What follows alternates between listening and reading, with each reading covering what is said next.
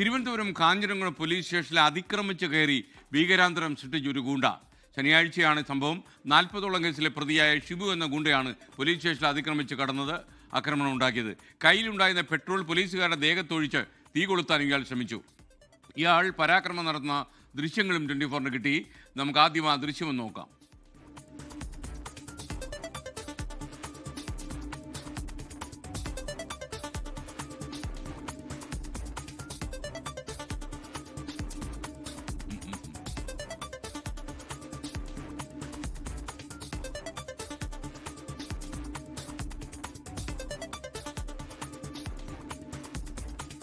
ഷിബുവിനെ തമ്പാനൂരിൽ നിന്ന് പോലീസ് പിടികൂടി.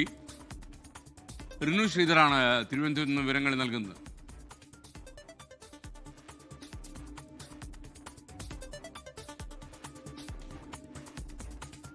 പറയൂ റിനു, ഞാൻ കണ്ടിടത്തങ്ങനെ വലിയൊരു ഇത് തോന്നുന്നില്ലല്ലോ, വലിയ ഗുണ്ട സെറ്റപ്പ് ഒന്നും ഇല്ലല്ലോ.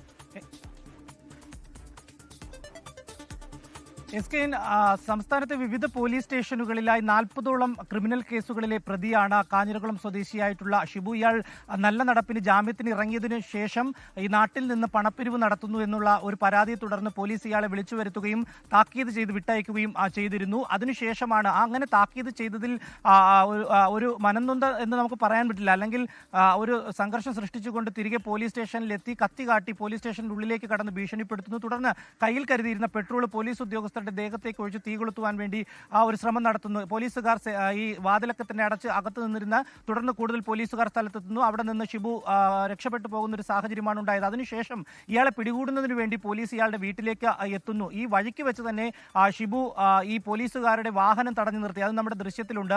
വാഹനം തടഞ്ഞു നിർത്തി തുടർന്ന് പോലീസുകാരെ കത്തികാട്ടി ഭീഷണിപ്പെടുത്തുകയാണ് ചെയ്യുന്നത്. അതിനുശേഷം രാത്രിയോടുകൂടി പോലീസ് സംഘം ഇയാളുടെ വീട്ടിലെത്തി ഇയാളെ പിടികൂടാൻ വേണ്ടി ശ്രമിക്കുമ്പോൾ ASI ജയചന്ദ്രനെ വെട്ടിപ്പരിക്കേൽപ്പിക്കുന്ന ഒരു സാഹചര്യവും ഇയാളുടെ ഭാഗത്ത് നിന്ന് ഉണ്ടായി എന്നുള്ളതാണ് നമുക്ക് പോലീസിൽ നിന്ന് ലഭിക്കുന്ന വിവരം.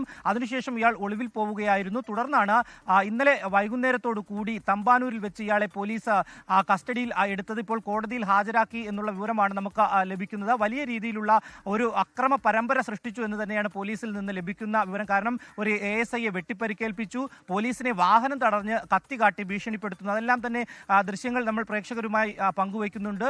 അതിന് തൊട്ടു മുമ്പാണ് ആദ്യഘട്ടം എന്നുള്ള നിലയ്ക്ക് പോലീസ് സ്റ്റേഷനിലെത്തി പെട്രോൾ ഒഴിക്കുകയും കത്തി കാട്ടി പോലീസുകാരെ ഭീഷണിപ്പെടുത്തുകയും ചെയ്തു. എന്തായാലും നിലവിൽ ഇപ്പോൾ കോടതിയിൽ ഹാജരാക്കി എന്നുള്ള വിവരമാണ് നമുക്ക് ലഭിക്കുന്നത്.